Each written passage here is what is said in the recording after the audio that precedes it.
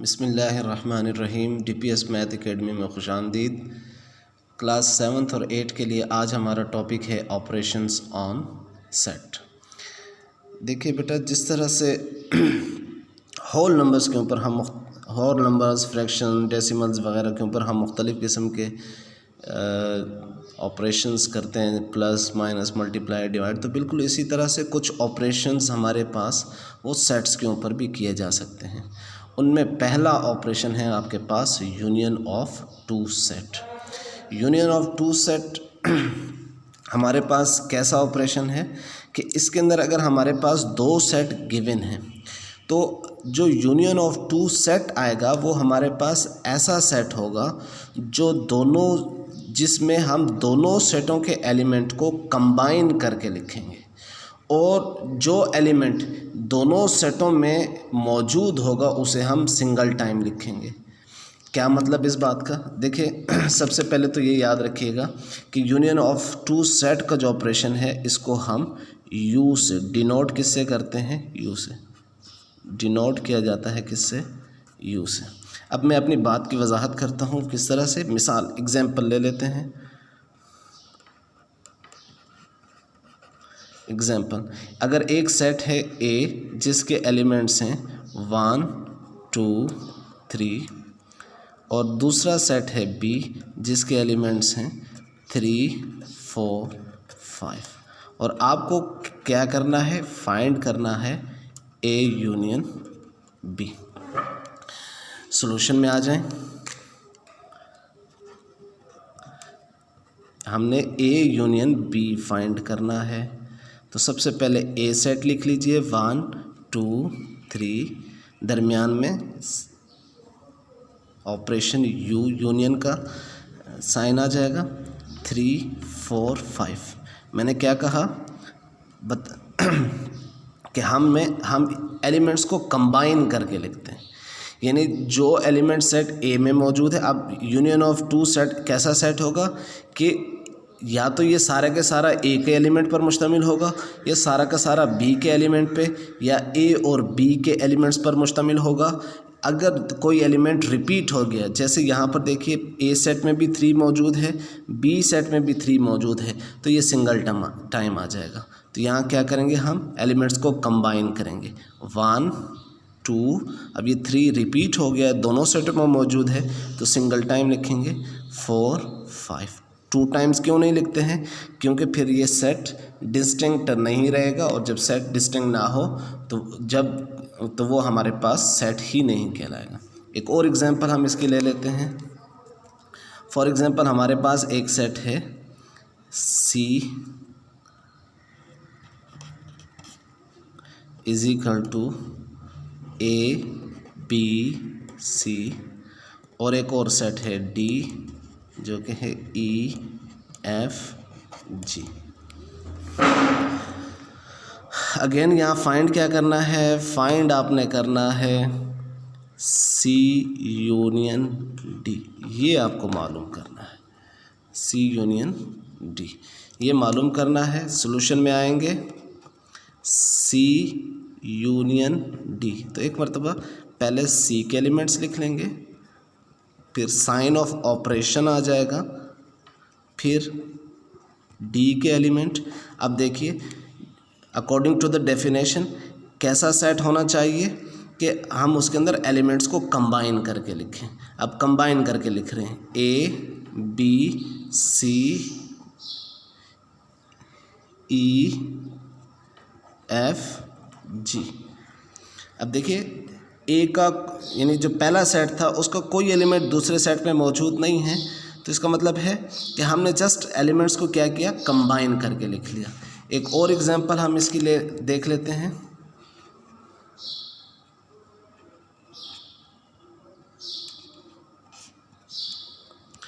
एक सेट है X 1 4 9, और एक सेट है Y जो कि क्या है? Empty set. अब मालूम क्या करना है? अगेन X यूनियन Y, यही मालूम करना है। फाइंड क्या करना है? X union Y।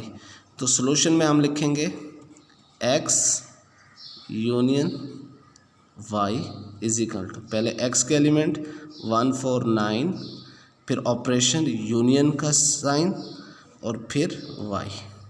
अब देखिए बेटा, मैंने क्या कहा था डेफिनेशन में कि यूनियन ऑफ टू सेट ऐसा सेट होगा जो कि या तो पहले सेट के एलिमेंट पर मुश्तमिल होगा या दूसरे सेट के एलिमेंट्स पर मुश्तमिल होगा या फिर दोनों सेटों के एलिमेंट्स को कंबाइन करके उस पर मुश्तमिल होगा। अब यहाँ देखिए, x के तो आपके पास एलिमेंट हैं लेकिन y एम्प्टी सेट है, यानी y का कोई एलिमेंट नहीं है।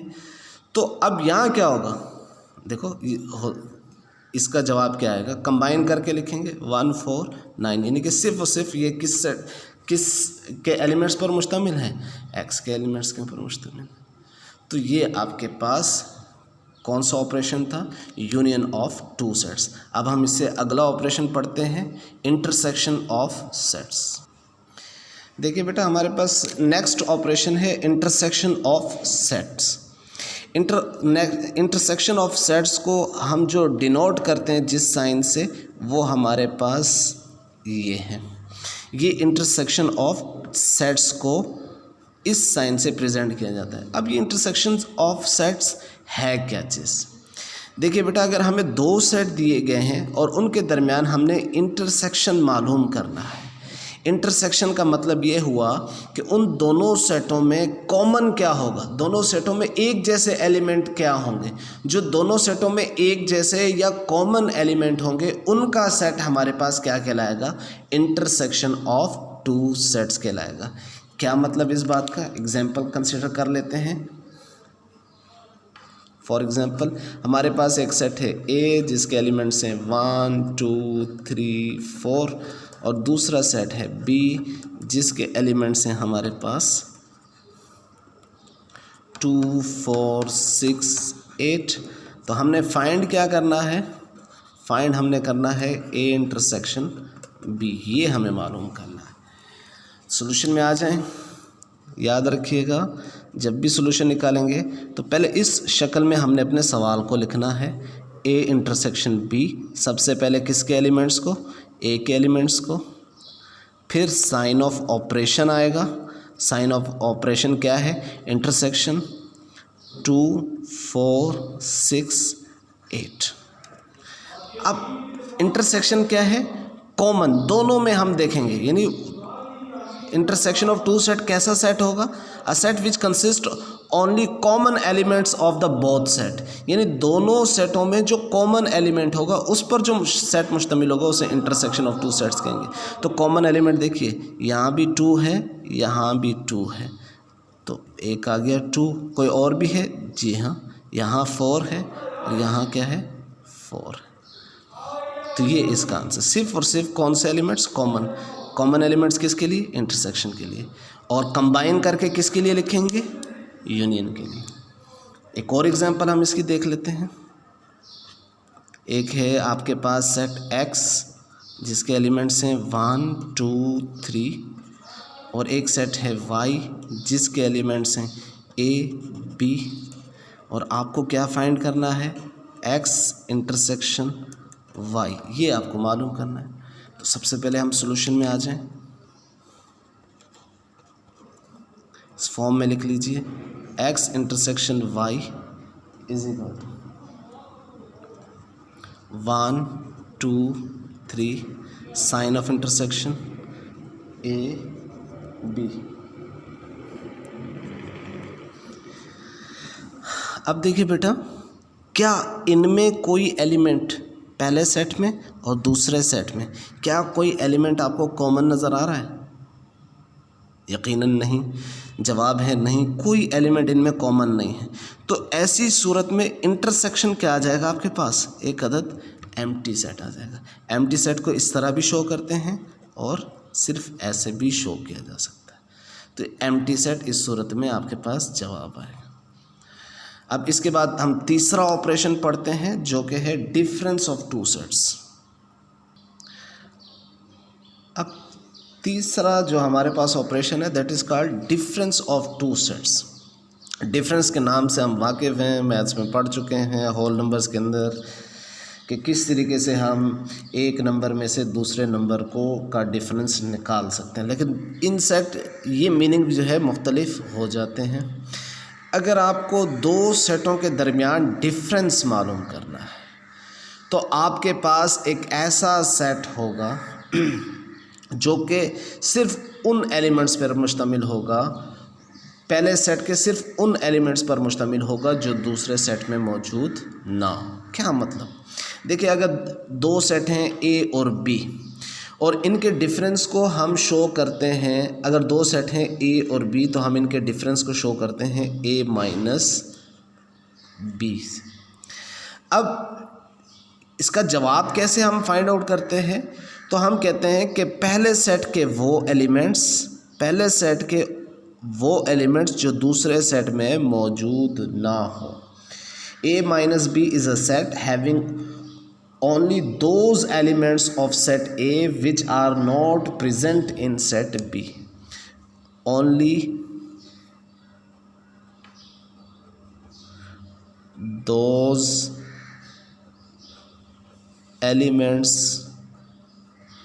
of set A. Set A means first set, which are not present in set B। यानी कि सेट B से मुराद यहाँ पर क्या है? दूसरा सेट। अब अगर B माइनस A है तो only those elements of set B which are not present in set A। इसकी एग्जांपल देख लेते हैं। देखिए बेटा, आपके पास एग्जांपल में आपको दे देता हूँ। डिफरेंस आपने फाइंड करना है। एक्स एक सेट है जिसके एलिमेंट्स हैं 1, 2, 5, 6, 9 एंड 10। एक दूसरा सेट है वाई जिसके एलिमेंट्स हैं 5, 6, 7, 8, 9। और आपको मालूम क्या करना है? डिफरेंस मालूम करना है x माइनस वाई। ये मालूम करना है।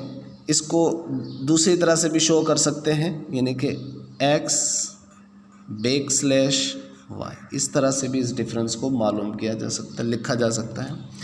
अब देखिए, सबसे पहले तो हम लिख लेते हैं ना x माइनस वाई। x पहले आ रहा है तो x के एलिमेंट्स को पहले लिखा जाएगा